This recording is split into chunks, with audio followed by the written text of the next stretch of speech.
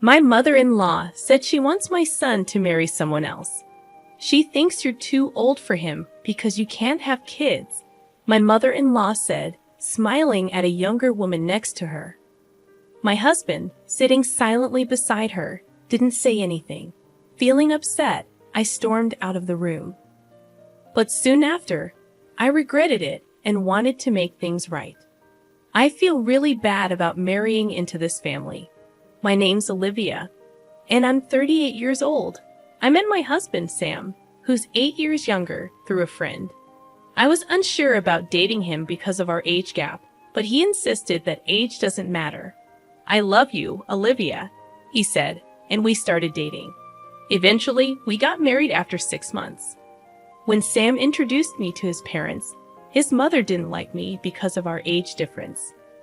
When you said you were bringing a woman to consider marrying, I thought she'd be young and cute. 38 years old, Sam. I mean, no offense, but think about it again. Younger women are usually better, she told Sam right in front of me. My father-in-law intervened, saying, if Sam thinks she's good, then she's good, right? Sorry for my wife's rude comments, Olivia.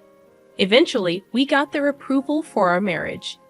My father-in-law was good at smoothing over my mother-in-law's harsh words, making it seem like he didn't want any conflict. But after we got married, he often ignored issues, which was disappointing. Sam's family was well known as landowners in our small town, and my mother-in-law loved to brag about it. Even though she wasn't technically related by blood, she married into the family, just like me. This family is very wealthy, and Sam, being the favorite, has a charming and dreamy aura. My previous partner was very careful with money, which was tough. So Sam's relaxed and generous attitude towards money is quite attractive to me. Even though my mother-in-law reluctantly accepted our marriage after my father-in-law scolded her, she doesn't seem happy about it. She keeps telling me how a good wife should act, which is frustrating. She's influential among the local women and takes pride in leading the women's association and being popular. She insisted I take time off during the week to meet the association members. She believes it's important to impress them. She introduced me proudly, but some of them hinted that she might not be as well liked as she thinks. Oh, and she also told me to get a medical checkup to see if I could have children. I was a bit put off that it was her, not Sam, who ordered it, but I was also curious to know if I could get pregnant, so I agreed. Gynecological exams aren't exactly a walk in the park. Despite being important for women's health, they're uncomfortable. Does anyone else find sitting in that examination chair waiting unbearable? Despite the discomfort, my bridal health check results were good. I felt relieved when the doctor said, "You're healthy." Sam seemed worried, but he looked relieved when I told him the news. I shared the results with my mother-in-law, hoping we could finally celebrate our marriage happily. But then she said, "Good that you've passed the first hurdle." The first hurdle? What does she mean by that? I thought she'd be happier. Was she secretly hoping for bad news? As I tried to figure out how to respond, my mother-in-law surprised me with a proposal. After you get married, let's build a duplex and live together. You'll split the down payment and mortgage. You work in administration, right? Your salary might not be high, but you should be able to handle it at your age. A duplex? Living together? Splitting the costs with me? I felt overwhelmed by this sudden flood of suggestions. I looked at my husband sitting beside me, hoping for some support, but he remained silent. "Could you please chime in?" I asked him. I haven't discussed anything about living together with Sam. And, well, before we talk about a duplex and living arrangements, I'd like to address the comment about my job," I said, feeling a bit hurt. "You haven't discussed it." "Oh, well, Sam probably thought it was understood. That's not good. We'd always planned that when Sam gets married, we'll all share a house and live together," my mother-in-law insisted. I felt a chill run down my spine. Always? Is she implying she drilled this idea into Sam's head by repeating it constantly? That's correct. That's what I had in mind. Wait, you didn't know about this? Why are you agreeing so easily? My mother-in-law questioned. I'm sorry, but I had no idea about this plan, and I can't make a decision without discussing it with Sam first. Can we please hold off on this for now? I said before leaving my in-laws' house. Later, when I talked to Sam, he admitted that after we got married, he intended to build a duplex on his parents' property and live with them. I was furious that Sam hadn't told me about his plans, but when he apologized and said he forgot, I couldn't stay mad. I thought I might not find someone as kind and handsome as Sam at my age, so I ignored the warning signs and went ahead with the marriage. Looking back, I realized I should have been more cautious. I ended up going along with my mother-in-law's wishes and helped pay for a duplex where we'd live with Sam's parents. 6 months into our marriage, I found out I was pregnant. I kept it a secret from my in-laws until I was sure everything was stable. When I finally told them, they were thrilled and started discussing baby names, assuming it would be a boy, although we didn't know the gender yet. Despite feeling pressure, it's nice to see them happy. I was advised to quit my job for safety reasons, but since I help with my family's business, I have some flexibility. I decided to keep working as long as it doesn't strain me too much. My pregnancy was going smoothly, and I started feeling the baby's movements, a long-awaited joy. It's a mysterious yet happy feeling to sense a tiny life stirring inside me. I'm grateful for the joy of being a woman and experiencing this miracle. Sam, my husband, and my in-laws eagerly anticipate the baby's growth at each checkup, and I can't wait for the child's birth. I have a feeling that my relationship with my mother-in-law will improve once the baby arrives. One day, when everything seemed perfect, I noticed the baby's movements were weakening. I felt an indescribable anxiety and rushed to the hospital. The doctors gave me heartbreaking news. Something was wrong with the baby. Why? How? I was living normally. What did I do wrong? I was gripped with fear over the risks. I was hospitalized immediately, but despite the doctor's efforts, my child passed away. Just a few more months and I could have held my baby. Why did this happen so suddenly? It felt like just yesterday when the baby was moving so energetically inside me. Was it my fault? As I cried in sorrow, my husband's words pierced through my pain. How long will you cry? It's over now, isn't it? Crying won't bring the baby back. Stop crying. I was stunned. What was Sam saying? Our child had just passed away. Even though I was taken aback by this cold side of Sam I had never seen before, my shattered state of mind left me unable to speak. Then came the day I was discharged from the hospital. Sam didn't come to pick me up. I managed to force a smile and reassure the nurses who were concerned about me going home alone. When I arrived home in a taxi, Sam, my mother-in-law, and an unfamiliar woman greeted me. Welcome back. It's a shame, isn't it? Said my mother-in-law with a strange smile. Yes, I responded, taking a seat on the living room couch as suggested. The seating arrangement was strange, with my mother-in-law and the woman sitting across from me on a bench, and Sam sitting next to them, showing no effort to comfort me or make eye contact. As my mother-in-law spoke, my heart sank. We've talked it over with Sam. Since you can't have children anymore, we don't see the point in keeping you as our daughter-in-law. We're thinking of having this other girl marry Sam instead. Hearing those words while still reeling from the shock of losing my baby, tears filled my eyes. But I refused to let myself break down. I had to stay strong, telling myself that crying would mean giving up. I kept my head down, unable to look up. Ignoring my distress, my mother-in-law continued heartlessly.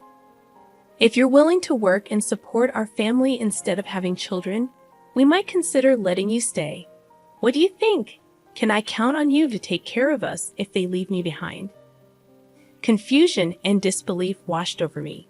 Without thinking, I looked at my husband for support. But when our eyes met, Sam quickly looked away. Beside him, a woman who seemed triumphant stared back at me. I remembered her as Sam's childhood friend, introduced to me at our wedding. Seeing that my husband wouldn't even meet my gaze, I realized he's not on my side. He won't help me. A chill ran down my spine, and strangely, my mind became clear. They must have discussed this during my hospitalization. They plan to replace me, the woman who can't have children, with a younger wife who can bear in hair. If I stay here, I'll only suffer. There's nothing for me here anymore. With newfound clarity, I addressed Sam. I understand where you stand. Let's get a divorce. Please, go and live happily with your new wife. Leaving the house, I returned to my family home. My parents, surprised but warmly welcoming, were already aware of my miscarriage. They were outraged by the cruelty I had faced so soon after leaving the hospital. Their warm reaction was a relief after everything, and I ended up crying a lot that day. Exhausted from tears, I fell asleep. However, the next day, my mother-in-law and husband, who had shown such cruelty in driving me out, unexpectedly showed up at my family home.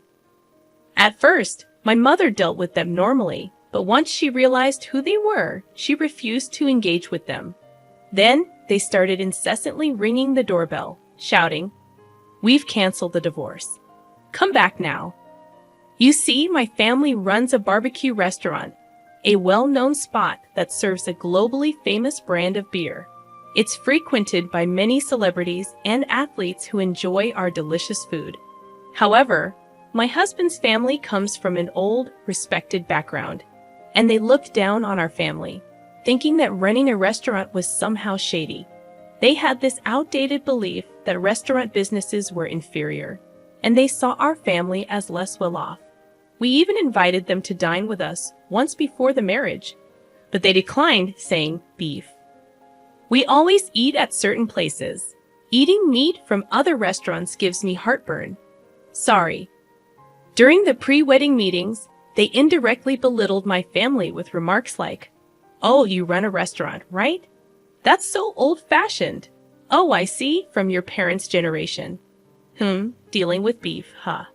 Well, respectable families don't engage in such businesses." It hurt to see my parents, who had worked hard to raise me, being treated this way, but they brushed it off with a laugh, saying there are always people with narrow mindsets. On the day I left after the divorce, my husband and mother-in-law happened to see our restaurant being featured on TV. Up until then, they had shown no interest and considered my family beneath them. But they panicked when they saw the restaurant described as running its own farm that produces top-quality beef, enjoying extreme popularity with meat exported worldwide, being highly successful and lucrative. Suddenly, they tried to cozy up to me, saying, "If your family were wealthy, we wouldn't have talked about divorce. We're sorry for yesterday. We weren't thinking clearly. Please come back." After all their talk about children and heirs, was it really all about money in the end?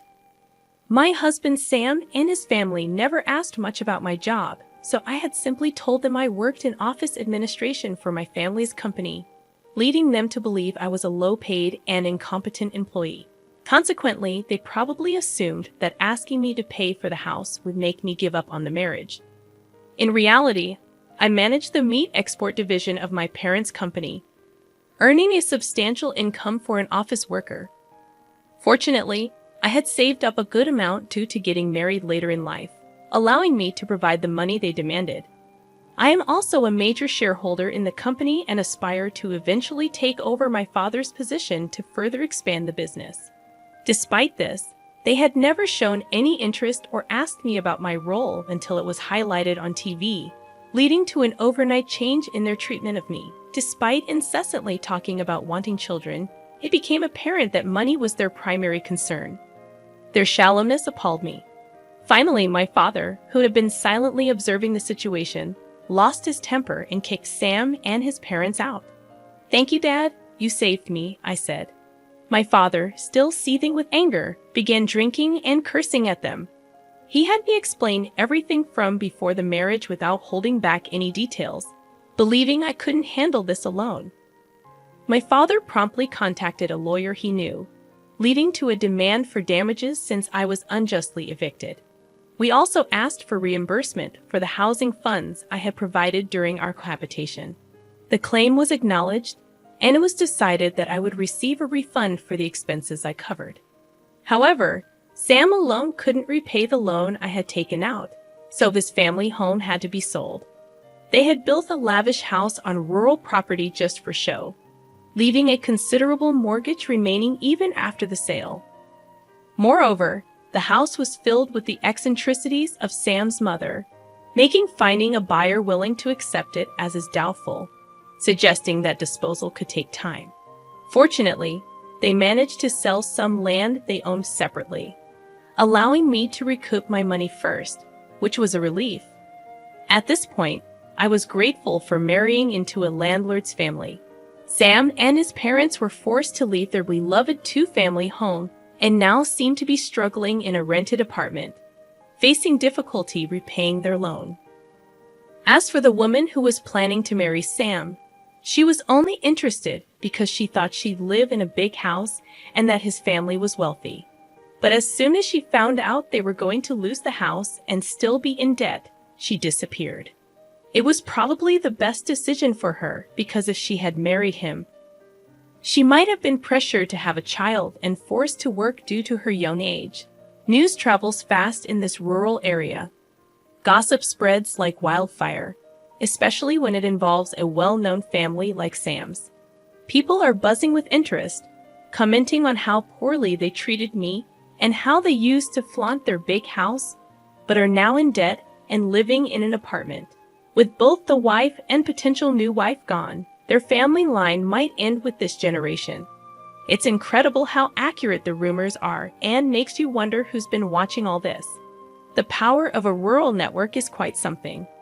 Now my bossy mother-in-law, who used to act like she owned the place, sneaks around even when shopping, worried about people's stares. My parents remind me, "We warned you not to marry into a family that would insist on testing if you could get pregnant before marriage, didn't we?" And brush off the situation. They even console me in their own way, saying, "Olivia just rushed into marriage a bit. Don't worry about it. It's fine if you stay home." They try to be understanding in their own way. Despite the troubles of being kicked out and going to court, I can see they're happy to have their daughter back home. I'm grateful for their warmth.